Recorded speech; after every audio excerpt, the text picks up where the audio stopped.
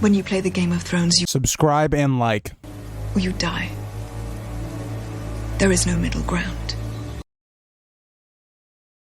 Alright, hello YouTube, welcome back to the Grease Comedy channel. In today's video, we are going to be doing a reaction to a YouTuber called TreeBeard Book Reviews. I like the name, solid name. And I've actually not reacted, but I've watched this video a very long time ago. As of right now, it's probably like a year and a half, maybe, since I've seen this original video. But when this video came out, I remember it getting recommended to me. And I watched through this video. I don't really remember what it's all about, but we're going to be talking about what are some flaws in A Song of Ice and Fire, why maybe certain people don't like it, and that's going to be something that I think is going to be interesting to look at in this video. I do have it disliked, so I probably didn't like some of the things he said in this video. If you guys remember, if the video that I put out that was called something like Defending Feast for Crows and Dance with Dragons, it was kind of a video that came about because of this video. Now I'm kind of starting to remember. So we're going to go through this and we're going to talk about it and kind of think about why some people maybe do not like the last two books or A Song of Ice and Fire as a whole, and what kind of the complaints are. Because I've always said that A Song of Ice and Fire to me is the most inclusive series that you could possibly have. It has all types of genres put into one. It's a fantastic series when it comes to characters you can relate with. So I'm very interested to see what this video is going to say, just being refreshed on it. And also give this original video a watch if you'd like to, and all of that. So I also want to say before we jump into the video that I am going to be doing a 3,000 subscribers special for a Q&A. If you guys have any questions you would like to ask me, that could be A Song of Ice and Fire, anything else, let me know down in the comments, and I will try to answer those for that. So let's get into this video. For a rant video, and I kind of just want to get this off my chest and just talk about, you know, one of the series that's a big series out there that everyone loves, or you know, it's kind of coming back again with the new series coming out, like Fire and Blood, I believe. So I kind of be talking about like why I don't like. So yeah, I mean, I think that's something that's interesting about A Song of Ice and Fire, is that I don't know, like, so to me, I was someone that came on, I think, the second wave of the A Song of Ice and Fire and Game of Thrones community. When the Game of Thrones show happened, I was kind of that second wave. I think there was a first wave where it was initially when the books were coming out, and then maybe it kind of like petered off a little bit. So yeah, I'm definitely the second wave of kind of what he's talking about here. Song of Ice and Fire, and I guess he's talking about it the third wave. The third wave would be like House of the Dragon, because this was about a year or so ago. Winds of Winter, if it ever comes out. So let's get into it, guys, and let's start breaking it down. Oh, I like this intro.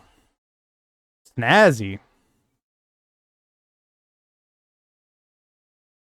I like this intro. That was a very good intro. That was a clean intro. So I like the first thing I want to preface before getting into this kind of a ranty video is these are just my opinions, guys. You know, take it for whatever it is. You know, this is just how I feel about the series, and you know, this is all my opinions. You guys can love the series, and that's fine. You know, you're perfectly entitled to love it.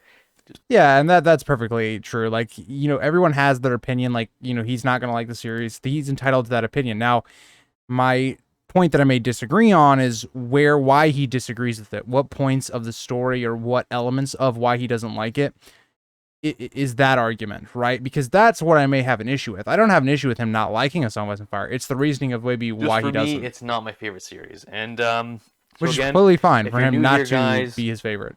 And you like some of my content, maybe this is not the content you want to first start watching. We're a bit of a rant video, but you know, if you want to be part of my channel, you know, please subscribe. It's a free way to support me. And so yeah, anybody on my community that wants to subscribe, go ahead. Game of Thrones or A Song of Ice and Fire now, and why I just don't love it. Like, and I think I want to preface this. So I read the series. I started reading the series back in 2011 when the show first started coming out. That's a so round when I first read this big hype it. coming out about Game of Thrones, and then Dance with Dragons was just released at the time. And it's a big point for A Song of Ice and Fire community. This might be a series I'll like, because I've always liked fantasy. I've you know, started reading fantasy in early high school, and you know, 2011 I was just going to be starting my university. And I thought, you know, this might be a fun series to read. And so let's see. In 2011, he was going to college. Wow. So he's like He's definitely like maybe like 10 years older than me, probably. Picked up the first books before the show came out. Maybe more. You know, read books, 1 through 4, and I really enjoyed books 1 through 3. They're really tight. I liked that kind of. It was really my first kind of foray into not grimdark, but like morally gray characters. There is a bit of grimdark, and there's a lot of realism, and I really enjoyed the first 2. They're tight. I do think this is some of like the common sentiment about the story so far, is that I think the first 3 they're more or less, in my opinion, a more complete story than book 4 and 5. And inherently that's just natural, because book 4 and 5 is like, let's say we're talking about Lord of the Rings, right? Lord of the Rings, right? You have Fellowship of the Ring. That's the first book. It's kind of its story. That's kind of the first 3 books, where it's kind of like a story where all of the payoffs pay off really well in book 3. And book 3 ends on a note where you have all of our characters basically starting out fresh. They're in a new role, they're doing a new job, they're doing whatever. So inherently, when you jump into book 4 and book 5, book 4 and 5 are kind of like a repeat of book 1, except the world's already established. So you're basically, what are you doing in book 4 and 5? You're introducing new characters. 2, you're starting off where we leave off in book 3. So, for instance, we have Tyrion and Essos. We have Dany being a ruler. We have Jon being the Lord Commander. So there's just a lot of different roles where book 1 to 3 kind of feels like that coming of age story, and then book 4 and 5 is like, okay, now they're in that position of power. They've been forced to grow up. They're in these positions. How do these people work, right? We see Arya with the Faceless Men, Sansa growing into this young woman. Book 4 and 5 inherently have a tone shift and a different style of storytelling, more or less, than books 1, 2, and 3, because it's the start of the second half of the story. It's the start of the Winds of Winter story, the Dream of Spring. And the thing is, I think about book 4 and 5 specifically, is that we can't necessarily judge them until we get the end of the series, in my opinion, because they are books that inherently are set up books for Winds of Winter. Think about Winds of Winter as a book, why it's so anticipated right now. There's so many plot lines, there's so much of the dirty work that these 2 books lay, so that we are really intrigued by Winds of Winter, where all of these plot lines are going. And so that's my thing. They felt really cohesive. They had a good story. They had good pacing. That's kind of what I'm talking characters. about. The first 3 just started very connected. And then around books 4 and 5 is where it really started to break down for me. Book 4 was not too bad because it was with characters I did enjoy. Like, I enjoyed Jaime. I enjoyed Brienne of Tarth, and I actually... That's a very interesting take. I do not see this take a lot, because when you look at and this isn't a bad, I'm not saying it's a bad take, right? You can have what other characters you want, but I just say generally most people actually tend to not like Feast because it has a lot of characters that inherently are not our main characters. It doesn't have Tyrion, it doesn't have Jon, it doesn't have Dany. It has kind of a lot of new and up-and-coming characters, right? Jaime has been this POV that's been getting more and more screen time. Cersei's introduced. We see the Greyjoys. We see the Martells being introduced. He talks about Brienne. So that's an interesting take on why he kind of like that book. It wasn't terrible, but you can kind of starting to see the decline here. And then Dance with Dragons was...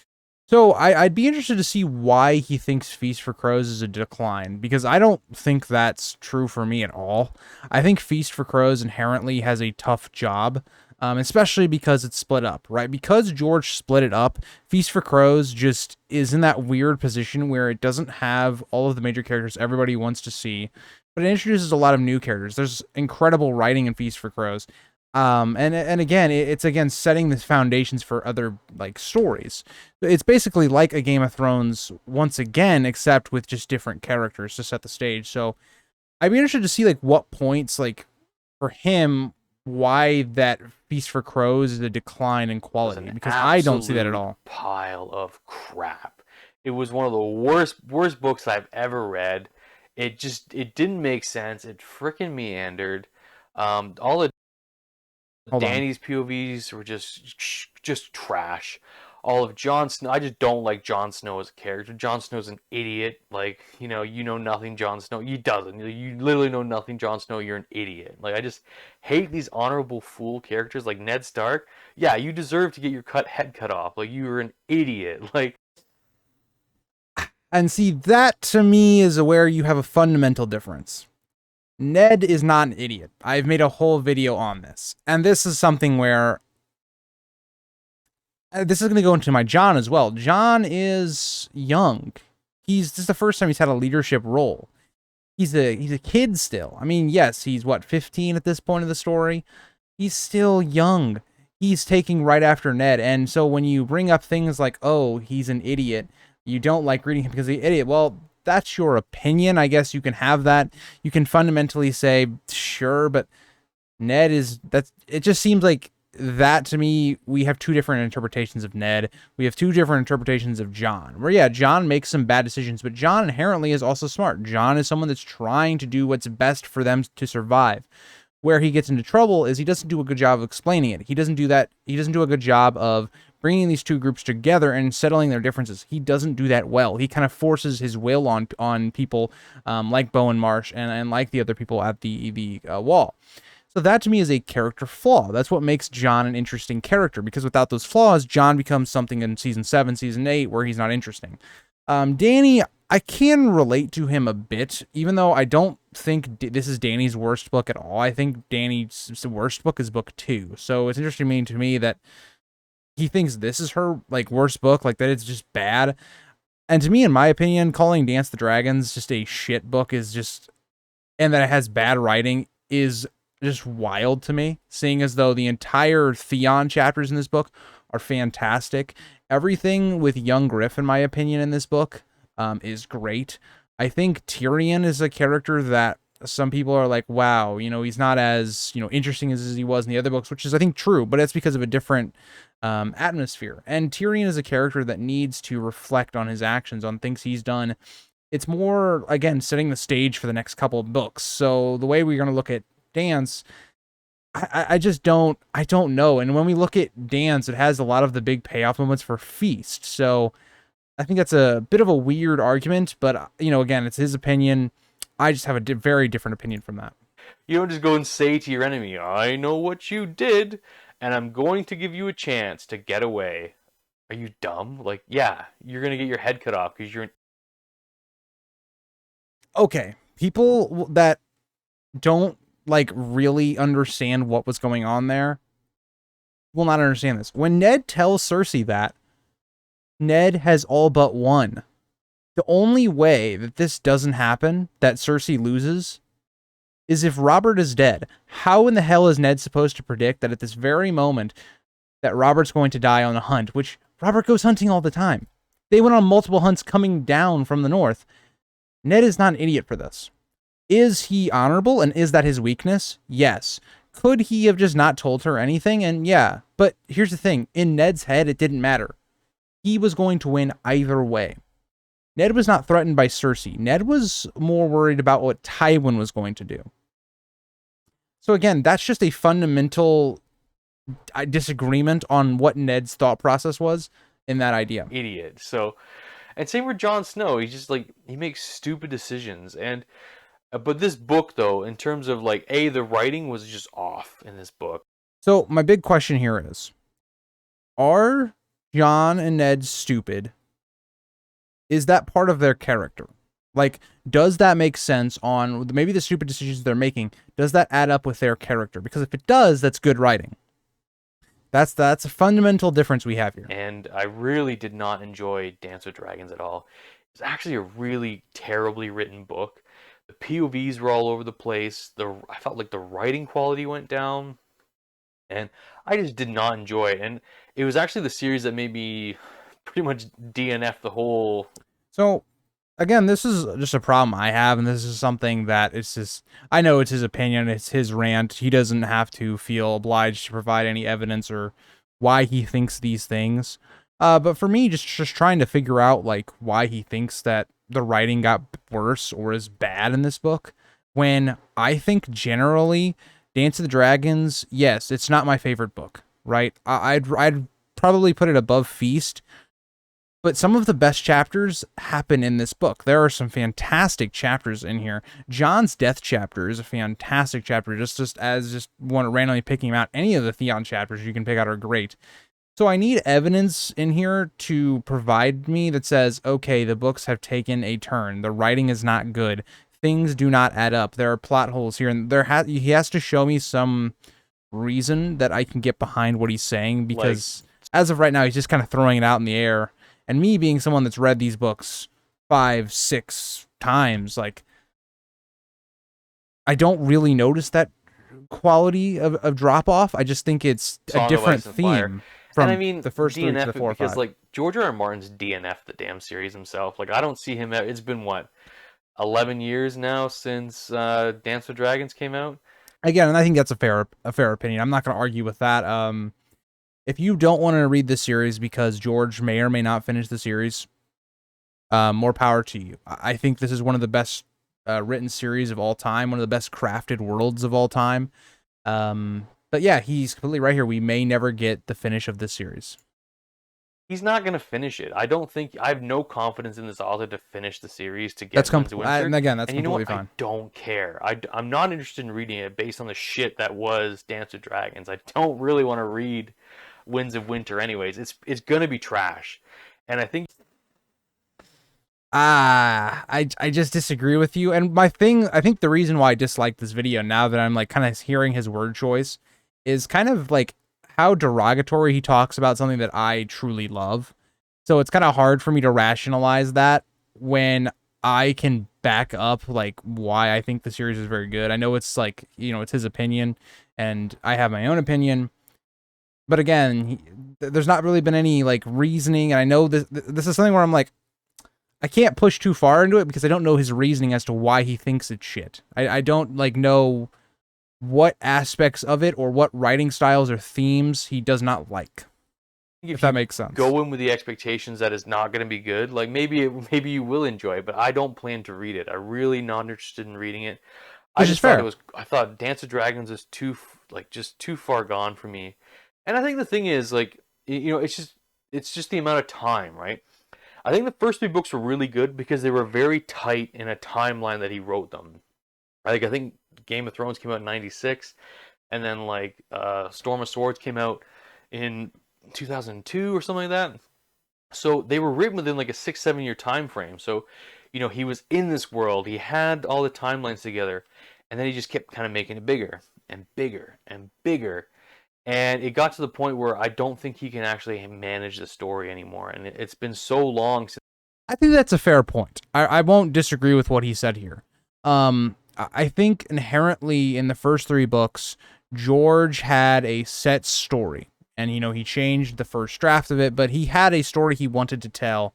And when he got to into the 3rd book and he was setting up things to come forward into book 4 and book 5, he didn't have a set plan. That's where we really see the gardener aspect of George, where he's expanded the story a lot. And there's been so many interesting plotlines, so many things that are really awesome to read. That it is harder to bring them all together now in book 6. So that is kind of the thing that I will agree with him on, that George has set himself up for a tough time in Winds of Winter. That doesn't inherently make Feast or Dance bad, though. Him expanding his world and giving us more into the world, exploring cultures we never explored. Before book 4, we had never really explored the Iron Islands culture outside of Theon. So again, I don't really think that's a knock to book 4 and 5, though. Since Dance of Dragons, that I don't think he's going to end it in a way that's people are going to enjoy and that's going to feel satisfying. And I just don't think this author has the ability to finish the series. And what the heck do I know? Like, I'm just a guy reviewing books on YouTube. I don't ever plan to write a book. And you know what? Like, maybe I have no right to criticize, but this is just how I feel about the series. I've kind of lost confidence in the author. And again, these are all fine points. Like, again, I'm not going to argue with this because, again, that's your opinion, and if you think George can't finish the series, then yeah, you definitely shouldn't continue reading it. I mean, there's no point, right? Like, if you don't have confidence that he's going to be able to come back and finish the series or even end it in a way that you will find satisfying, there's no point really waiting around this franchise or waiting for the next book. So again, and George has given all of the indications to back up this claim. I am someone that just holds on for hope. Maybe I like that fool's hope that Gandalf talks about. Don't see myself finishing the series, and I don't think he will be honestly finishing the series, just because it's been so long, and I think he's had a really hard time just trying to piece all those, you know, where to get the story going with all these POVs, because he kept adding POVs, and I think that's the thing where, you know, because Feast for Crows and Dance of Dragons it's the same chronological timeline in the books, but it's just different POVs because he has so many bloody POVs, and I think he's just really struggling to figure out how to finish the series. And you know, with the show ending, like the shows were good up to about season 5, season 6, where you know they were basing a lot of the stuff off the dialogue and the writings by Martin. And you know, once they kind of lost that spine of the books, they just really went downhill. And it's I will die on this hill. He's correct, but the show could have been good. I've done a rewrite, and I know people want me to continue it. It's just a lot of work, and at this point, it's fan fiction because it's past the books. But the show could have kept up with the book material for about 6 to 7 seasons. So again, I would say that the show after season 4 was it's almost bad. like I kind of thought Martin was like, you know, having a test audience for the ending he was planning to write for you know, for the final. Yes and no. Again, I think certain plot points, yeah, that's 100% correct. But the ending that George's going to have, that he, like, the characters he still has alive in the books compared to what the show was, it's going to be massively different. Books in the series, because there's supposed to be a book after Winds of Winter. Like, Winds of Winter isn't the last book. Like, Yeah. I think he said it was going to be 7 books. You know, Winds of Winter would be 6. So I just don't ever see us getting a 7th book either, too. So, and I don't think it'll be satisfying. And, you know, Martin's getting up there in age, and it's harder to write, I imagine, as you get older. It's more of a, Definitely, you know, taxing on your body, and especially as you grow in fame and you want to do all these projects and all of these things. We talked about this 100 times on my channel, but yeah. and you can't write like Sanderson, right? Where the guy, or Stephen King, they pump out a book like 2 or 3 books a year, right? I don't think he can keep up with that pace, right? It's just not George R. R. Martin's writing I'm just style. not interested in anymore. Like, Again, all of these are fair. really kind of suffered in the last book for me, and I just don't ever see myself picking the series up. I have the books mainly because I got them in my first. So that's an interesting point. He brings up that the characters suffered a lot in the last book. And I don't know where that really comes from. Like, you can say you don't like the direction in which George is taking the plots of these characters, but I'm not sure how you make the argument that the characters themselves took a downturn. If we look at Cersei, right? Cersei is this character that we finally get some POV. We get a little bit of insight into her mind, and yes, she has a downfall as a character because, again, she's going kind of more insane, more paranoid. She's kind of becoming an heiress, Targaryen. She is fantastic in Feast, right? That's one of the main reasons a lot of people love that book. Jaime is fantastic in that book. He kind of becomes, you know, a favorite in that book. You know, he was a character that people, you know, we didn't like him for the first 2 books. The 3rd book has him kind of coming around, a character we like, and then by book 4, he's a fan favorite. And the writing that George does with Jaime, in my opinion, is some of the best. We look at other characters. Theon is, again, a character I've brought up multiple times because he's the most, I think, improved and more impactful character in the last 2 books. Where Theon is this character, we see him, what has happened to him. He's mentally just crippled. He's physically crippled. And we see this just arc of Theon coming back to being Theon. That's something we're going to get in Winds of Winter too. It's just a fantastic bit of writing. It's very similar to, say, a character like Jaime, where Jaime's kind of, after he loses his hand, has to kind of figure out how he's going to live and who he's going to be as a person, right? Is he going to hide? Is he going to go away from his duties? And by the end of Feast and Dance, he's this character that's leading the Lannister army. He's settling sieges. He's becoming, you know, this commander that Tywin really always wanted him to be. So there's just a lot of great stuff there. And Jaime has to try and figure out his battles between, you know, he helped free his brother, and his brother went and killed his father. How does he deal with that? I mean, Cersei, who has been this woman he's been, you know, in love with for years now, is kind of turned on him. everything's kind of falling apart for Jaime. Just great character writing there. Tyrion is a character that it goes into a deep depression, and he's giving into more of his demons now, as just the results of what happened in the last book are weighing heavily on him. And we see that even though, he's in this state of, depression and dark days, he's still someone that is very smart. He is someone that's very cunning. And we see that's really just highlighted with the Young Griff chapters, which I think are fantastic. Jon and Dany have very similar themes of being these young characters that take on this role of leadership. And how does someone manage a kingdom or a Night's Watch? Or how do you manage different groups of people? That's something that monarchies or people have failed to do for years in this world, right? If again, I've been really getting into the Blackfire rebellions. Daeron the Good, for all that we give him praising, he didn't really know how to manage groups of people at the beginning of his reign, right? He put the Dornish on a pedestal. He had them all in his small council. They were given special privileges on keeping some of their traditions, like having the Prince of Dorne and all that stuff, which is something that everybody else had to give up. It kind of caused this resentment for the Dornish throughout the kingdoms, which there already was. So, again, it's something that we see with Dany. How does she rule over the rich, the upper class, the former slaves, the people that are, causing issues? How does she deal with the slavers that are trying to, keep slavery? How does she deal with all of these things? Jon, how does he deal with two groups of people that hate each other, that have a deep history of going against each other? And Jon is this character that's flawed. He's not perfect. He doesn't navigate this well. He tries his best, and we see those flaws eventually get him killed. There's just some great writing all throughout, in my opinion, for the character. So I just don't understand. He'd have to give me examples on where he thinks characters fell off, or they just, I don't know. You can say you don't like where their plot went, but you can't say that the characters themselves, like character-wise, just took a dump, because they didn't. My first book haul on the channel, they were given to me. I wouldn't have gone out and kind of bought them myself. So, because I got rid of them, like I had them, and then I read Dance of Dragons. I'm like, okay, these just really were crap. So I donated them. Never planned to pick them up again, and then I just kind of got them. I'm never gonna buy Dance of Dragons or own Dance of Dragons, and I think that's one of the reasons why I don't want to continue with the series, is because I don't want to read that book again. I don't want to, because it's been so long since I've read the series. Like, it's been 10 years since I read it, because I remember starting reading in 2011, 2012. And I just don't see myself going back to rereading it, because I would have to for Winds of Winter.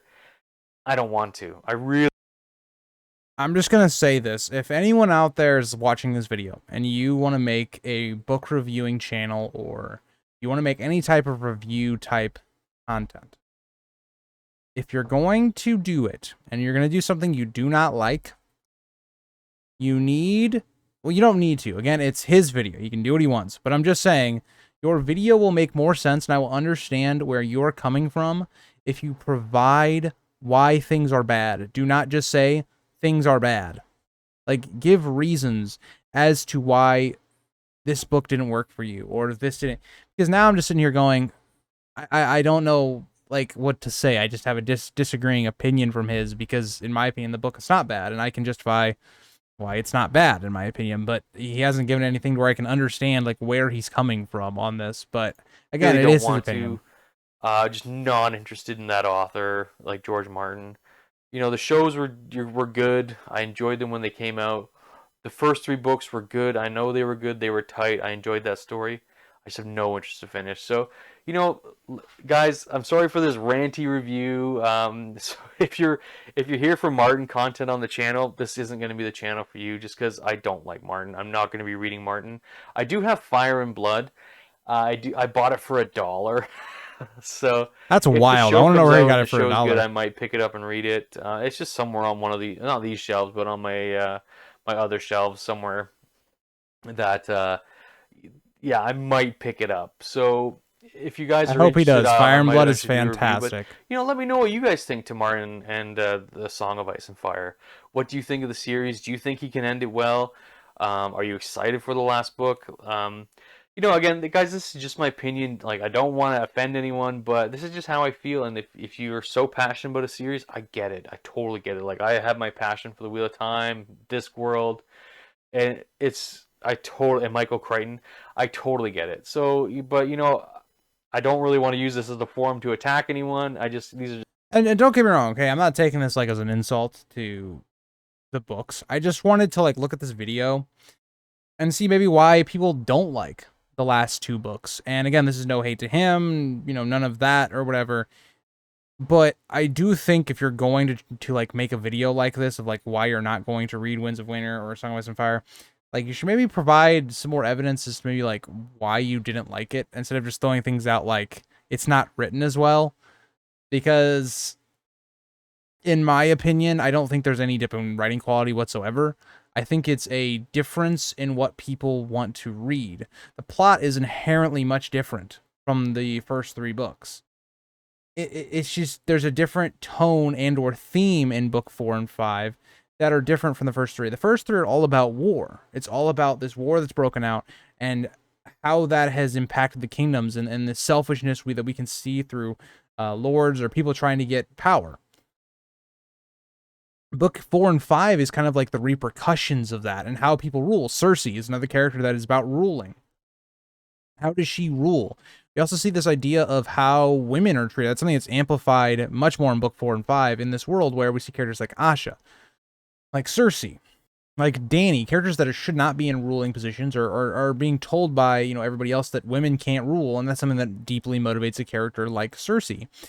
So there's just this idea where if I was, so for instance, right, I am doing on my second channel a very in-depth series of why I dislike Disney Star Wars and kind of the handling of that series. And I'm going very in-depth talking about why I think things weren't written properly, why things were mishandled, instead of just saying, I don't like Disney Star Wars because it's bad, or the characters are bad, without like giving any explanation as to why you think the characters are bad.